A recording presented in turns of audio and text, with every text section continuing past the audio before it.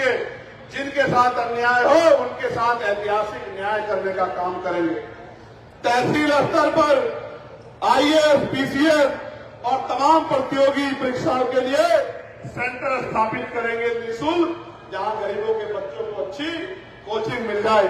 प्यारे साथियों, नगर पालिका स्तर पे हाईटेक लाइब्रेरी बनाकर स्थानीय बच्चों को बहुत कम पैसे में परीक्षा की तैयारी करने का अवसर देंगे।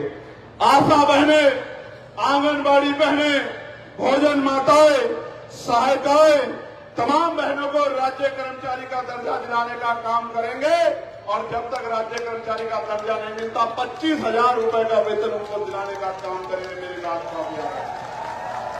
प्यारे साथियों, संविदा व्यवस्था समाप्त करेंगे और कर्मचारियों को नियमित करेंगे और जितने भी डिपार्टमेंट में संविदा पे और आउटसोर्सिंग पे लोग लगे उनको पक्के करने का काम करेंगे और कम से कम 25,000 रुपए का वेतन देने का काम करेंगे। प्यारे साथियों, वित्तविहीन माध्यमिक विद्यालयों में शिक्षकों को सम्मानजनक मानदेय और सेवा सुरक्षा दिलाने का काम करेंगे।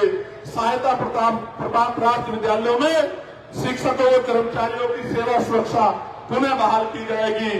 खेलकूद से जुड़ी योजनाओं में को नगर पंचायत में ब्लॉक स्तर पर लागू करेंगे। मैनुअल सफाई समाप्त कर नगर पंचायत और ब्लॉक स्तर पे और ग्रामीण स्तर पे मशीन आधारित व्यवस्था लागू करेंगे। साथ ही सुरक्षा उपकरण, नियमित वेतन, दुर्घटना बीमा और कैशलेस इलाज की सुविधा भी देंगे।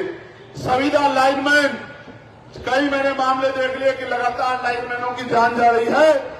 उन लाइनमैनों को पक्की नौकरी दी जाएगी और दुर्घटना होने पे बीमा व कैशलेस इलाज की सुविधा दी जाएगी।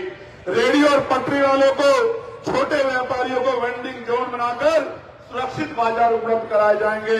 वन टाइम टैक्स प्रणाली में संशोधन कर पुराने वाहनों को राहत दी जाएगी।